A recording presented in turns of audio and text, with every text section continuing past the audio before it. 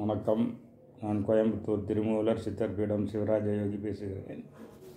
இப்போது நான் உஜ்ஜயினில் இருக்கிறேன். உஜ்ஜயின் இங்கே 8 நாட்கள் ஆகிறது. இனி மே மாதம் 20ஆம் தேதி வரை இங்கே இருக்கிறதாட்டு ப்ரோக்ராம் இருக்குது. இங்கே பல மாணவர்கள் வருகிறார்கள், படிப்பதற்கும் இங்கே தரிசனம் செய்வதற்கு வருகிறார்கள். அப்போ உஜ்ஜயின் பற்றி புனித யாத்திரை வரக்கூடியவங்களுக்கு சில கைட்லைன்ஸ் வேணும்னு சொல்லி சில மாணவர்கள் கேட்டார்கள். அப்படி வந்தால் இங்கே என்னென்ன தரிசனம் பண்ணணும், என்னென்ன பரிகார ஸ்தலங்கள் இருக்குது உள்ள விவரங்களை சுருக்கமாக சொல்கிறேன். காசி அதாவது இந்தியாவில் முதல் கோவில் அப்படின்னு சொல்லும்போது அது காசி தான். அது 2வது கோவில் ரேங்கிங்கில் இருக்குது உஜ்ஜயின். இந்த உஜ்ஜயின் மகா காலேஸ்வரர் ஜோதிர்லிங்கம். காசியில் ஜோதிர்லிங்கம், இங்கே ஜோதிர்லிங்கம். மகா காலேஸ்வர். இங்கே சிப்ரான்னு ஒரு நதி பாயுது. இங்கே கும்பமேளா 12 வருடத்துக்கு ஒருக்க நடக்கும். நாசிக் கும்பமேளா, இதே உஜ்ஜயின் கும்பமேளா, ஒன்று அலகாபாத் கும்பமேளா, அடுத்தது ஹரித்வார் கும்பமேளா. அப்படி 4 இடத்துல இடத்துல இங்கே கும்பமேளா நடக்கும். மேலும் இங்கே நிறைய புண்ணிய கஷேத்திரங்கள் இருக்குது. கிருஷ்ணன் இங்கே படித்தது இங்கே தான். சாண்டீபனி ஆசிரமத்தில் குருகுல பயிற்சி கிருஷ்ணன், பலராமன், இது சுதாமா, இந்த குசேலன் எல்லாம் இங்கே தான் படித்தது. அந்த ஆசிரமம் இருக்குது. அங்கே கோவில்களும் அந்த வைப்ரேஷன்லாம் இன்னும் ஃபீல் ஆகலாம். அதற்கு பக்கத்தில் போனால் மங்கள்நாத். நமக்கு அங்கே செவ்வாய் பரிகார ஸ்தலம் நின்று செவ்வாய் பரிகாரம் செய்வார்கள். அதே மாதிரி வைத்தீஸ்வரன் கோவில், அதே மாதிரி இங்கே மங்கள்நாத் கோவில்னு செவ்வாய்க்கு தனியாக ஒரு சந்நிதி கோவில் இருக்குது. அங்கே பரிகாரத்திற்கு ஆள்கள் வருவது மாதிரி இங்கே ஏராளமான அங்கே வருவதை கூட 4 மடங்கு 5 மடங்கு ஆள்கள் கூட வருகிறாங்க. இது சிப்ரா நதிக்கரையில் உள்ளது. இது ஒரு பரிகார ஸ்தலம், செவ்வாய் பரிகார ஸ்தலம். அதுபோக சனி, ராகு, கேதுவுக்கு தனியாக ஒரு பரிகார ஸ்தலம் இருக்குது. அது இந்த சிட்டியிலேருந்து வெளியே அவுட்டரில் ஒரு 8 கிலோமீட்டர் பெரிய கோவில். நான் இந்தியாவில் சனி சிங்கனாப்பூர் நிறைய பேர் போயிருக்காங்க. ஆனால் அதை விட பெருசாட்டு இருக்குது இங்கே தனி சன்னதி. இங்கே திரிவேணி சங்கமம் இருக்குது. இந்த திரிவேணி சங்கமத்தில் நீராடி கொண்டு, திரிவேணி சங்கமத்தில் நர்மதா, சிப்ரா அண்டு கான்னு ஒரு நதி, இந்த 3 நதி சங்கமிக்கும் இடத்துல குளிச்சுக்கிட்டு இங்கே சனி பரிகார தோஷ நிவாரணம் எல்லாம் செய்கிறாங்க. பூஜைகள்லாம் இருக்குது.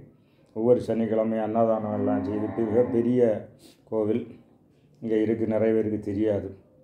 அடுத்தபடியாட்டு நீங்கள் பார்த்தீங்கன்னா இங்கே ஜோதிர்லிங்க தரிசனம் கழிஞ்சிட்டு வெளியே வந்தான்னா வடா கணபதி, மிகப்பெரிய கணபதி சிலை வச்சு வழிபாடு எல்லாம் மேக்கப் பார்த்துருக்கு. அதுதான் விசேஷம்.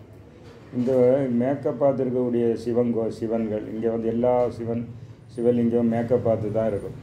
மேக்கப் பார்த்துருந்தால் அவைகள் மனிதனுடைய நெகட்டிவ் எனர்ஜி, விரோதிகளை அழிக்க ரொம்ப பயன்படும். நெகட்டிவ் எனர்ஜியை அழிக்க இந்த மேற்கு நோக்கிய சிவலிங்கம் தமிழ்நாட்டில் பார்த்தா அஷ்டவீரட்டானம் பாருங்கள். இந்த அஷ்டவீரட்டானத்தில் உள்ள 8 கோவில்களும் மேக்கப் பார்த்து தான் இருக்குது சிவலிங்கம். அது எதிரிகள் அழிக்கிறது, நெகட்டிவ் எனர்ஜி அழிக்கிறது. இங்கே எல்லா சிவலிங்கமும் மேக்கப் பார்த்து தான் இருக்குது. இதே மாதிரி விநாயகர், படா விநாயகர்னு சொல்லிட்டு பெரிய விநாயகர் இருக்குது. சங்கடகர விநாயகர் இருக்குது. அதுவும் மேக்கப் பார்த்து தான் இருக்குது. எல்லாமே மேக்கப் பார்த்து. இனி சிந்தாமணி கணபதியில் இந்த ஒரு திருத்தலம் சிட்டிக்கு வெளியே 5 கிலோமீட்டர் 7 கிலோமீட்டர் தூரத்தில் இருக்குது. ஆகவே இந்த விநாயகர் வழிபாடும் முக்கியமாக தமிழ்நாட்டில் தான் அதிகம். அது தொடங்கினது வாதாபியில், கர்நாடகாவில் தொடங்கி தமிழ்நாட்டில் தான் பெரிய பெரிய விநாயகர். ஆசியாவில் பெரிய புலிய குளத்தில் விநாயகர்னு சொல்கிறாங்க. அடுத்தபடி பார்த்திங்கன்னா இது வலம்புரி விநாயகர், முக்குருணி விநாயகர், நர்த்தன விநாயகர்லாம் இருக்குது. இங்கே தேர் தங்கத்தேரோடு விநாயகருக்கு இருக்கிறது தமிழ்நாட்டில் தான் இருக்குது. தங்கத்தேர் பிள்ளையார்பட்டியில் இருக்குது. அதுமாதிரி கோயம்புத்தூர்லேயும் ஈச்சனாரிலையும் தங்கத்தேர் இருக்குது. அந்த அளவுக்கு விநாயகர் வழிபாடு சிறப்பாக இருக்குது. ஆனால் வட இந்தியாவில் போக போக விநாயகர் வழிபாடு ரொம்ப கம்மி. ஆனால் இங்கே பெரிய விநாயகர் இருக்குது.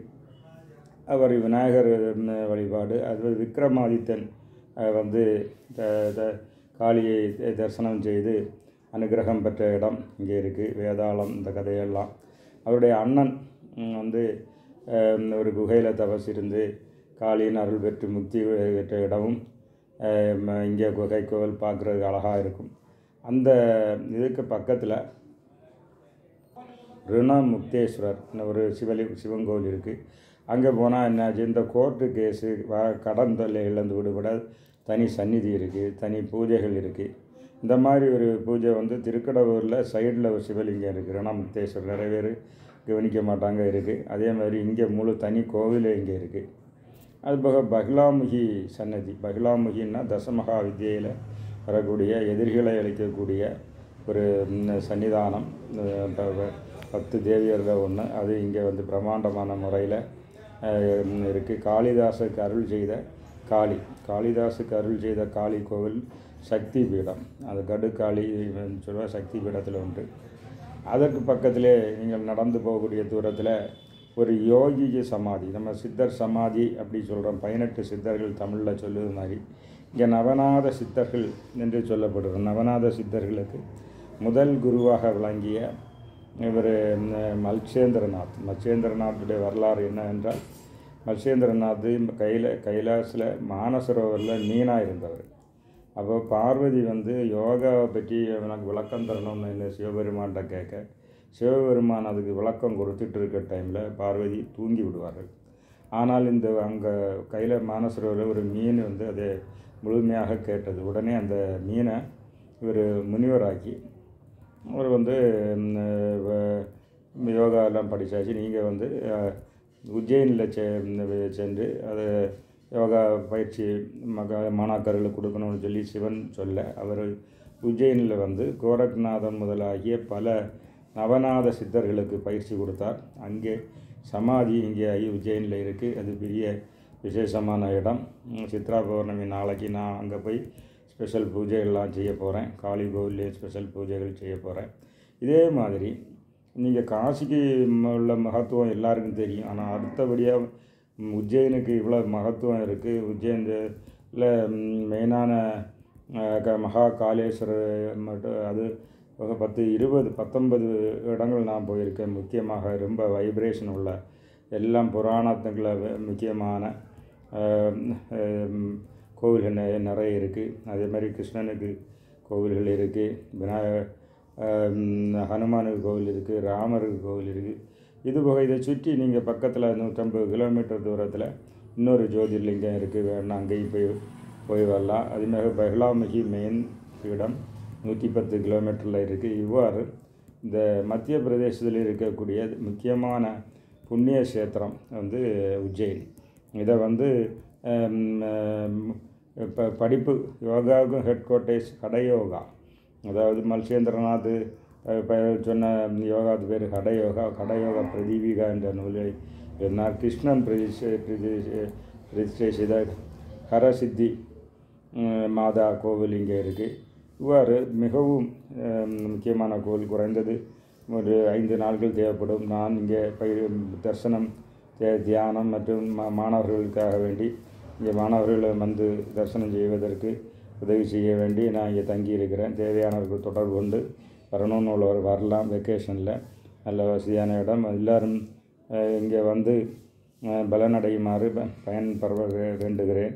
இது முக்கியமாக வந்து ஜாதகத்தில் உள்ள தோஷங்கள் மாறவும், எதிரிகளை அழிக்கவும், கோர்ட்டு கேஸுகள் செய்வதும், நெகட்டிவ் எனர்ஜி எல்லாம் போக்குறதுக்கும், பாவங்கள் பல ஜென்மங்கள் உள்ள பாவங்களை போக்கக்கூடிய புனித தலமாக உஜ்ஜயின் விளங்குகிறது. அனைவரும் இதை பற்றி தெரிந்து உஜ்ஜயினுக்கு மெயின் ட்ரெயின் டிக்கெட் எங்கேருந்து வேணாலும் எடுத்துக்கலாம். ஃப்ளைட்டில் வர இருந்தால் இண்டூர் பக்கம் வந்து பயனடைய வேண்டுகிறேன். நன்றி, வணக்கம்.